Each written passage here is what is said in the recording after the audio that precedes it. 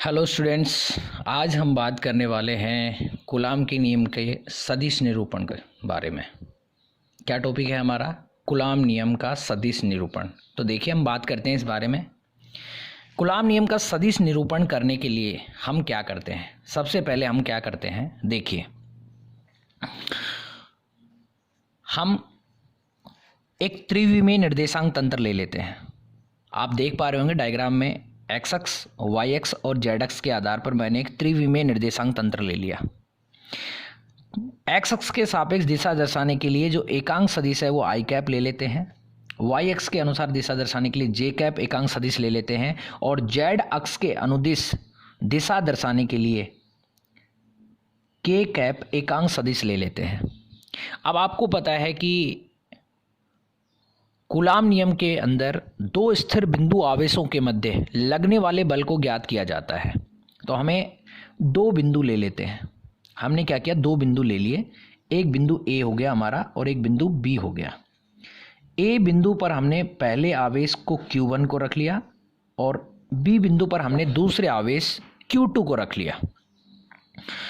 अब निर्देशांक तंत्र के अंदर हमें अगर कभी भी क्या करना है, किसी कण या बिंदु की स्थिति दर्शानी है तो मूल बिंदु के सापेक्ष एक रेखाखंड खींचना पड़ता है।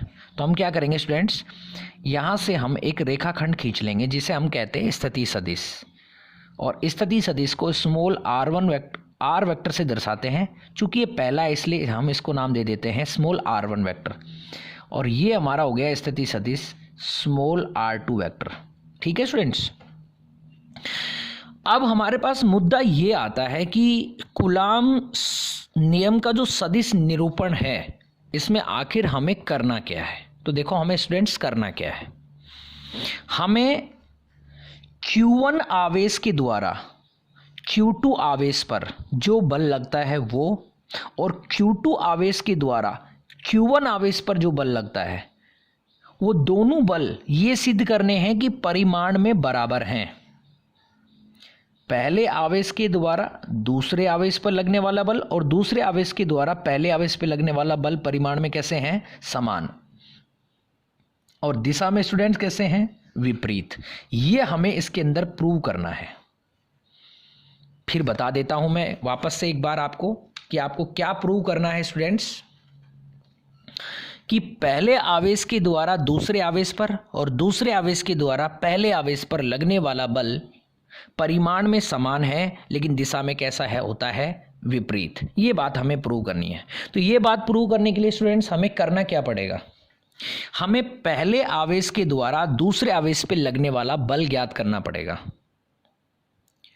ठीक है, तो पहले आवेश के द्वारा दूसरे आवेश पे लगने वाला बल हम ज्ञात करने वाले हैं। अब तो देखिए, इसमें एक चीज और मैं बता देता हूं कि पहले आवेश के द्वारा दूसरे आवेश पर जो बल लगेगा वो बल इधर लगेगा और उसे हम नाम देंगे F21 वेक्टर। गौर कीजिए, मैंने 2 को आगे लिया है, यानी जिस पर बल लगेगा वो आगे रहेगा और जो लगाएगा वो पीछे रहेगा। यहां पे इधर पीछे, इसकी बात कर रहा हूं मैं। ऐसे ही Q2 के द्वारा Q1 पर जो बल लगेगा वो इधर लगेगा और उसे हम लिखेंगे F12 वेक्टर। अब एक गौर करेंगे, जो बीच की दूरी है, चाहे वो A से B की ओर मापे चाहे B से A की ओर मापे, दूरी तो बराबर रहेगी लेकिन उसकी दिशा बदल जाएगी। तो हमें एक चीज और ध्यान रखनी है, जब हम Q1 से Q2 की ओर बात करेंगे तो हम इसे लेंगे R21। जैसे यहां F21 लिया है ना ऐसे, और इसकी डायरेक्शन इधर आ जाएगी। और जब हम Q2 से Q1 की ओर लेंगे तब हम इसे लेंगे R21। जैसे ये बल है 1 2 और इसकी दिशा इधर लेंगे। ये बात हमें ध्यान रखनी है। अब मैं मेरे मुद्दे पर आ जाता हूं।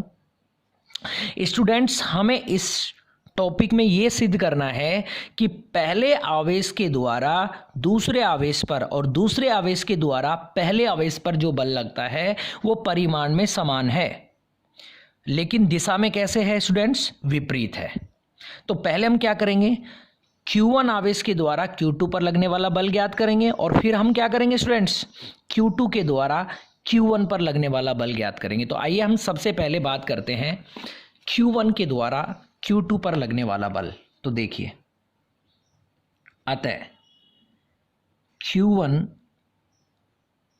आवेश द्वारा Q2 आवेश पर लगने वाला बल। Q1 आवेश के द्वारा किस पर लगने वाला बल? Q2 पर लगने वाला बल। तो स्टूडेंट्स एक बात देखिए, मैंने आपको बताया था कि कभी भी अगर आपको दो आवेशों के बीच में लगने वाला बल ज्ञात करना हो ना, तो किसका उपयोग करेंगे आप? कूलाम के नियम का। तो कूलाम का नियम क्या होता है? F बराबर में K Q1 Q2 बटा R स्क्वायर। अब हम देखिए सूत्र के हिसाब से देखेंगे, तो हम क्या लिखेंगे? F कौन सा है? Q1 के द्वारा Q2 पर लगने वाला ये है, तो मैं इसे लिखूंगा 2 1 बराबर K का K, क्योंकि नियतांक है। अब इस सूत्र के हिसाब से क्या आना चाहिए? पहला आवेश। तो पहला आवेश क्या है इसमें? Q1, तो Q1 की जगह Q1 संयोगवश आ गया। फिर सूत्र के हिसाब से क्या आना चाहिए? Q2 यानी दूसरा आवेश। तो यहाँ पर दूसरा आवेश को हमने क्या मान रखा है? Q2। अगर हमने कोई संख्याएं ले रखी होती तो वो संख्याएं रख देते, लेकिन डेरिवेशन के अंदर हम संख्याएं नहीं ले सकते। क्यों? क्योंकि निश्चित मान नहीं ले सकते। फिर हमें लेनी है बीच की दूरी। तो बीच की दूरी स्टूडेंट्स हम कौन सी लेंगे?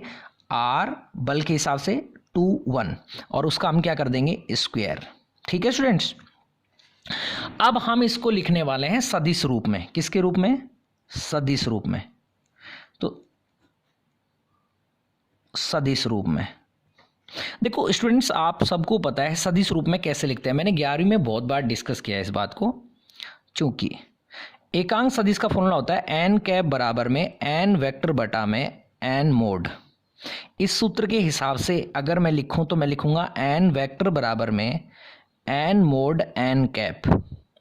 यानी अगर इस फॉर्मूले को देख पा रहे हैं तो आप ध्यान दीजिए, जिस राशि को आपको सदिश राशि बनानी है उस पर वेक्टर लगा दो, फिर उसके आगे उसका परिमाण लिख दो, और उसके साथ में क्या लगा दो? एकांक सदिश। एकांक सदिश ऐसा सदिश होता है जिसका परिमाण एकांक होता है या एक होता है। तो देखिए, मैं इसको सदिश बनाना चाह रहा हूं, तो मैं क्या लिखूंगा? F21 वेक्टर बराबर में ये जो पूरा है इसका परिमाण है, मैं इसे लिख दूंगा K Q1 Q2 बटा R21, और यहां मैं लगा देता हूं वेक्टर, और यहां परिमाण के लिए मैं मापांक लगा देता हूं। इस मापांक का मतलब होता है कि ऋणात्मक राशि पे लगाओगे तो भी धनात्मक हो जाएगी, और धनात्मक पर लगाओगे तो वो धनात्मक रहेगी रहेगी। जैसे -5 के आगे आप लगा दोगे ऐसे तो वो 5 हो जाएगा, और 5 पे लगाओगे तो 5 ही रहेगा। अब देखिए, मैंने क्या किया? इस पर वेक्टर लगा दिया, इसको मैंने वापस से लिख दिया, और यहां पर मुझे इसके साथ में क्या लगाना पड़ेगा? इस फॉर्मूला के अकॉर्डिंग एकांक सदिश लिखना पड़ेगा। तो स्टूडेंट्स, मैं एकांक सदिश कैसे लगाऊंगा?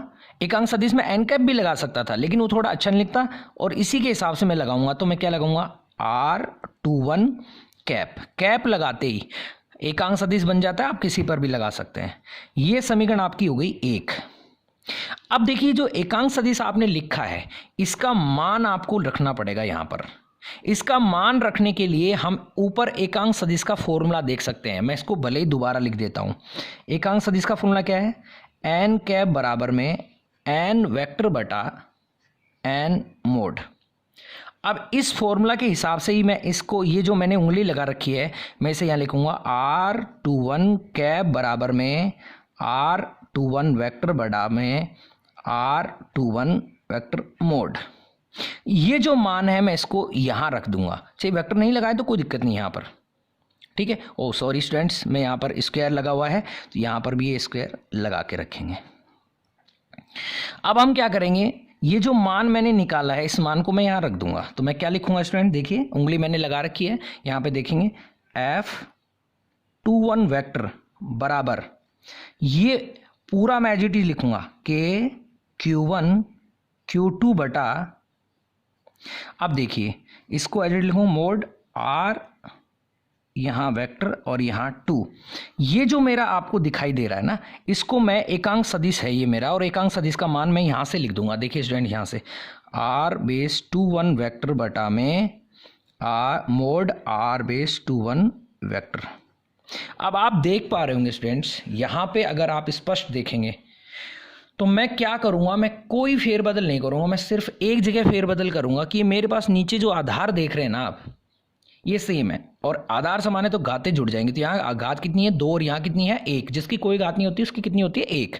तो देखिए मैं इसको ऐसे लिखूँगा, F21 वेक्टर बराबर KQ1 Q2 बटा ये मोड लगा करके 21 वेक्टर और यहाँ मोड बंद, और कितनी हो गई पावर 3, और ये ऊपर वाला मैं एज इट इज लिख दूंगा। अब ये समीकरण हो गई 2। देखिए स्टूडेंट, सबसे पहले आपने कूलाम नियम से लिखा, फिर इसको सदिश रूप में लिखा। सदिश रूप में लिखने के बाद में ये जो आपको दिखाई दे रहा है एकांक सदिश है, आपने एकांक सदिश का मान यहाँ पे निकाला, उस एकांक सदिश के मान को यहाँ पे रखा समीकरण 1 में, ये आपके पास आ गया। अब ये आधार समान है तो घातें जुड़ गई। अब आपके सामने फिर एक समस्या खड़ी हो गई कि आपको ये जो वेक्टर वाला है ना, इसका मान चाहिए, और ये मैंने आपको 11वीं कक्षा में बता रखा है, या आप ऐसे भी आप देख सकते हैं कि त्रिभुज सदिश नियम से आप सोल्व कर सकते हैं। तो देखिए ऊपर आप देख पा रहे होंगे त्रिभुज आपको दिखाई दे रहा होगा OAB। ये जो त्रिभुज है मैं इस त्रिभुज को ले लूंगा। तो देखिए स्टूडेंट्स, मैं त्रिभुज को लूंगा, यहाँ थोड़ा मैं एडजस्ट करने की कोशिश करूंगा ताकि आपको स्क्रीन पे दिखता रहे समीकरण नीचे वाली 2। तो मैंने क्या किया, यहाँ पर एक त्रिभुज ले लिया, ये देख सकते हो आप, ये त्रिभुज मैंने ले लिया,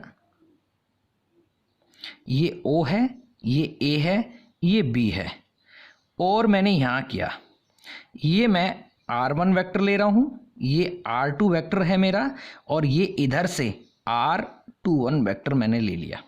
अब देखिए यहाँ पर हमें क्या करना पड़ता है, एक लूप लेनी पड़ती है। लूप आप अपनी मर्जी से ले सकते हो, चाहे उस लूप को आप ऐसे कर सकते हो, चाहे उस लूप को आप ऐसे कर सकते हो, ये आपकी चॉइस पर डिपेंड करता है, जो आपको सुविधा लगे उससे कोई फर्क नहीं पड़ता। तो मैं क्या करता हूँ, मैं ऐसे लूप ले लेता हूँ। इस लूप का एक मतलब होता है, अगर इसकी दिशा में बाकी चीजें चल रही हैं तो उसको प्लस लिया जाएगा, और इसकी विपरीत दिशा चल रही है तो उसको क्या लिया जाएगा, माइनस लिया जाएगा। तो देखिए स्टूडेंट्स, R1 इधर जा रहा है, मेरी लूप भी इधर ही जा रही है, तो मैं इसे क्या करूंगा, R1 वेक्टर। अब मेरी लूप भी ऐसे घूम रही है, आप देख पा रहे होंगे, और ये भी नीचे घूम रहा है ये वाला, तो मैं इसे क्या लिखूंगा, प्लस R वेक्टर बेस में 21। अब देखिए मेरी लूप जो है वो अंदर ऐसे घूम के ऐसे आएगी, ऐसे घूम के ऐसे आ रही है, लेकिन ये जो ये है इसकी डायरेक्शन ऐसे जा रही है, तो मैं इसको क्या लूंगा, -R2 वेक्टर, और बराबर कितना हो गया 0। तो ये माइनस वाला है, इसको उधर ले जाऊंगा मैं, R1 वेक्टर प्लस R यहाँ पर ऐसे, और ये इसको R/2 यहाँ वेक्टर है। अब मुझे देखिए, आप देख पा रहे होंगे ये जो नीचे इक्वेशन आपको दिखाई दे रही है, इसमें स्पष्ट आपको दिखाई दे रहा है कि मुझे इसका मान चाहिए। इसका मान निकालने के लिए मैं क्या करूंगा, इसको भी उधर ले जाऊंगा, तो पक्षांतरण करने पर क्या आ जाता है, माइनस, प्लस का माइनस में, माइनस का प्लस में। तो मैं क्या लिखूंगा, R21 वेक्टर बराबर में R2 vector minus vector R/1। ठीक है, ये समीकरण मेरी हो गई 3। अब ये जो समीकरण 3 है स्टूडेंट्स, जिसमें R वेक्टर बेस 21 का जो मान है वो निकाला है हमने, उस मान को उठा करके हम समीकरण 2 में रख देंगे। किस में रख देंगे, समीकरण 2 में। तो क्या कहेंगे, अतः समीकरण 2 में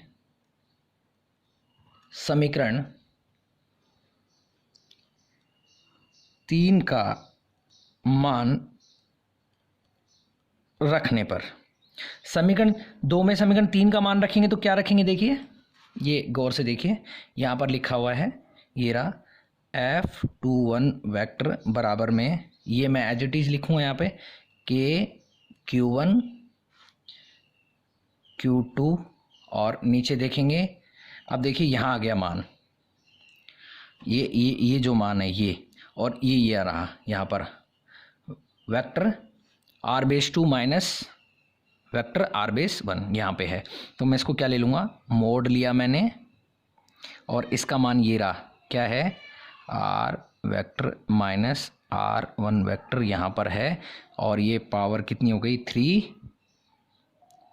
पावर कितनी हो गई, 3।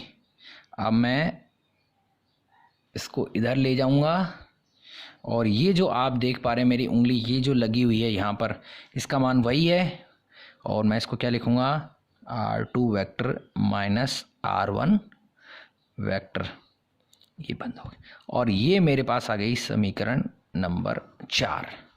कौन सी समीकरण आ गई, 4। आप याद रखेंगे ये जो समीकरण 4 है वो हमें क्या बता रही है, पहले आवेश के द्वारा दूसरे आवेश पर लगने वाला बल। समीकरण 4 हमें क्या बताती है, पहले आवेश के द्वारा दूसरे आवेश पर लगने वाला बल बताती है। स्टूडेंट्स, आपको बिल्कुल क्लियर हो गया होगा कि हमने पहले आवेश के द्वारा दूसरे आवेश पर लगने वाला बल ज्ञात कर लिया है, जो कि समीकरण 4 में हमें दिखाई दे रहा है। जिस प्रकार से हमने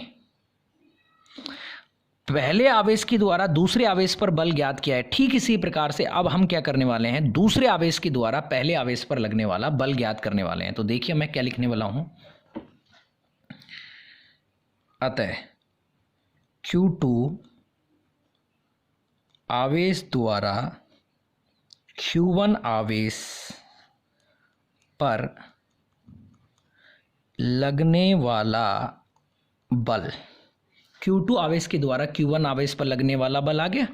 तो हम क्या करेंगे, वही दो आवेशों के बीच में लगने वाला बल किससे ज्ञात करेंगे, कूलाम के नियम से। तो F बराबर में K Q1 Q2 बटा R स्क्वायर।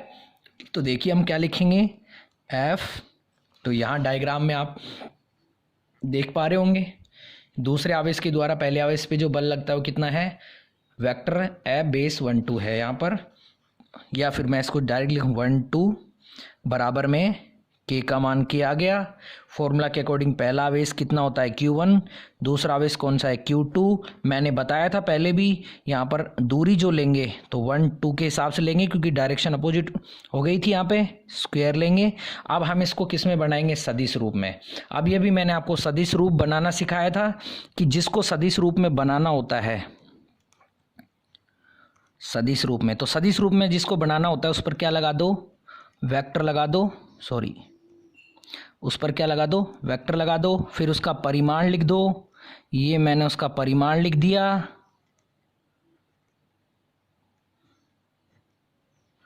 ठीक है। और यहाँ पर क्या लगा दो, एक देखो एज इट इज लिखा है, एज इट इज लिखा है, बस इन्हें मापांक लगा दिया है। आपको पता है, मैंने बता दिया मापांक क्या होता है ना, ऋणात्मक मान को धनात्मक बनाता है, परिमाण धनात्मक लेना पड़ता है। और ये एज इट इज लिखा है, तो मैं यहाँ पे क्या लिखूंगा, एकांक सदिश। तो मैं क्या लिखूंगा, R1 2 कैप। कंफ्यूज नहीं हो, वहाँ 2 1 था, उससे कोई फर्क नहीं पड़ रहा, बस नाम बदला है हमने।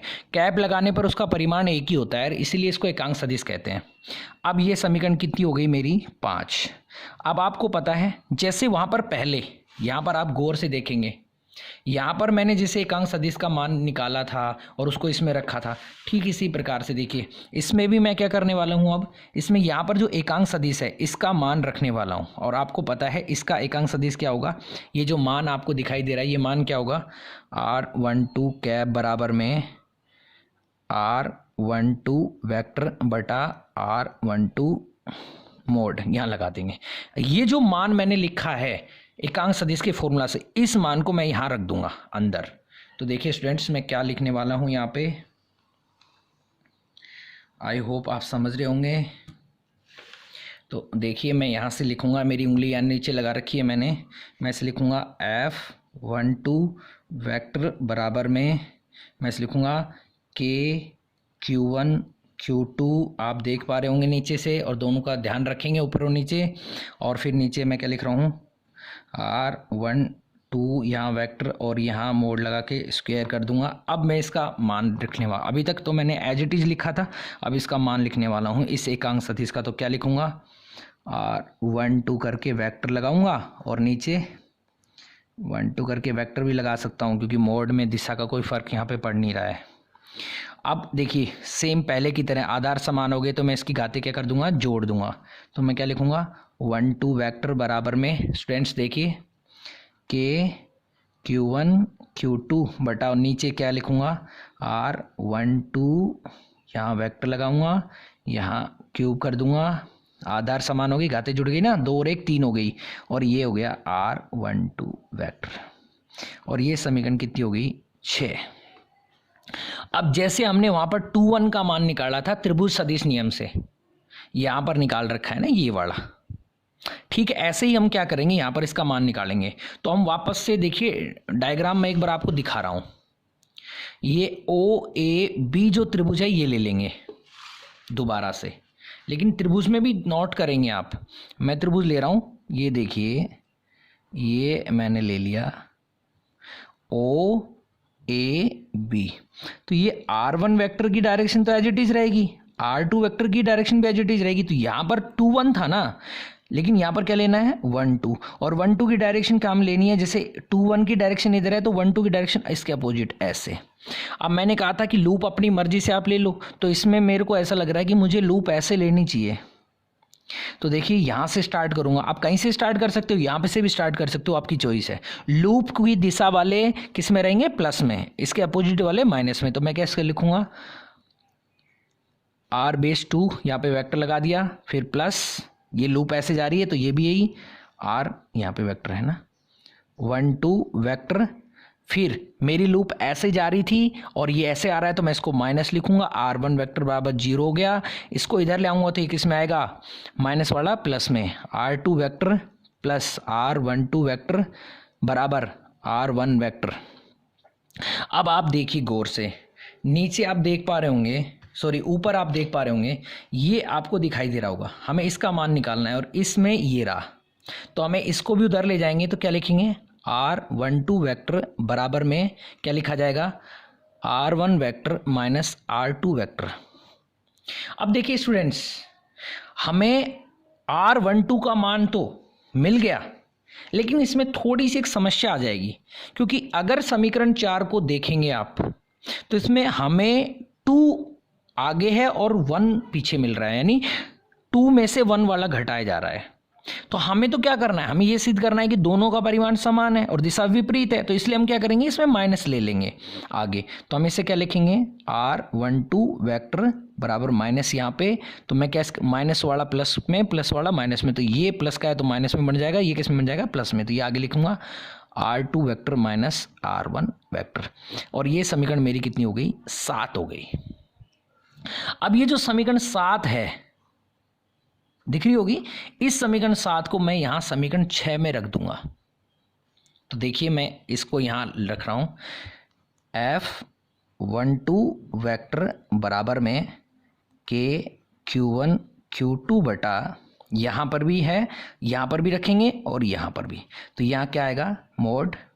तो यहां मोड है तो माइनस का तो कोई फर्क ही नहीं पड़ रहा, तो R2 vector minus R1 vector. और पावर कितनी लगे इसमें? 3 यहाँ पे, लेकिन यहाँ पर मोड में नहीं है मान, तो यहाँ पर माइनस का माइनस रहेगा। तो ये जो माइनस आपको यहाँ पर दिख रहा है ना, जो ये मान इसकी जगह रखना है, तो मैं इसको क्या करूँगा? माइनस यहाँ लगा दूंगा, minus R2 vector minus R1 vector. और ये मेरे पास आ गया समीकरण 8। अब आप गौर से देखिए, आपको बहुत साफ साफ स्क्रीन पे समीकरण 4 और समीकरण 8 दिखाई दे रही होगी। समीकरण 4 क्या करती है? पहले आवेश के द्वारा दूसरे आवेश पर लगने वाले बल के मान को बताती है। और समीकरण 8 क्या करती है? दूसरे आवेश के द्वारा पहले आवेश पर लगने वाले बल को बताती है। आप गौर से देखिए दोनों को, अगर इन दोनों को इक्वेशंस को आप देखेंगे तो आपको एक बात पता होगी कि अगर यहाँ का माइनस चिन्ह हटा दिया जाए तो ये बिल्कुल एक जैसी हैं। इसका मतलब ये हुआ कि परिमाण समान है और दिशा विपरीत है। क्यों? क्योंकि माइनस जो चिन्ह हम लेते हैं वो विपरीत दिशा दर्शाने के लिए लेते हैं। तो हम क्या कहेंगे? अतः समीकरण 4 व 8 से, किससे? समीकरण 4 और 8 से क्या कहेंगे? F21 वेक्टर दिख रहा है यहाँ पे, जो मैंने उंगली लगा रखी यहाँ पे, बराबर में F12 वेक्टर, लेकिन यहाँ दिशा क्या है इसकी? विपरीत, यानी परिमाण में बराबर हैं और दिशा कैसे हैं? विपरीत। तो ये हमने प्रूव कर दिया। अब एक बात थोड़ी सी आप देखिए, आपको न्यूटन की गति का तीसरा नियम याद आ रहा होगा कि यार न्यूटन की गति का जो तीसरा नियम था वो भी कुछ ऐसा ही था। क्या था? उसमें भी तो यही है कि दो वस्तु एक दूसरे पर कैसे बल लगाती हैं, बराबर बल लगाती हैं, लेकिन उनकी दिशा कैसी होती है? विपरीत। इसीलिए कूलाम का जो नियम है, इस नियम को हम जो बात करते हैं वो हम ये भी कह देते हैं कि ये गति के तीसरे नियम के तुल्य है। कैसे है? गति के तीसरे नियम के जैसा है ये। इसलिए आपसे कभी ये पूछ लिया जाए कि सिद्ध कीजिए कि कूलाम का नियम गति के तीसरे नियम के समतुल्य है, तब भी आपको इसी चीज़ को सोल्व करना है। मैं उम्मीद रखता हूँ स्टूडेंट्स आपको बहुत अच्छा समझ में आएगा। फिर भी मेरे से कोई कमी रही होगी तो आप मुझे बता सकते हैं। अब आगे मिलेंगे हम इनके न्यूमेरिकल और आगे के टॉपिक्स के साथ। Bye students.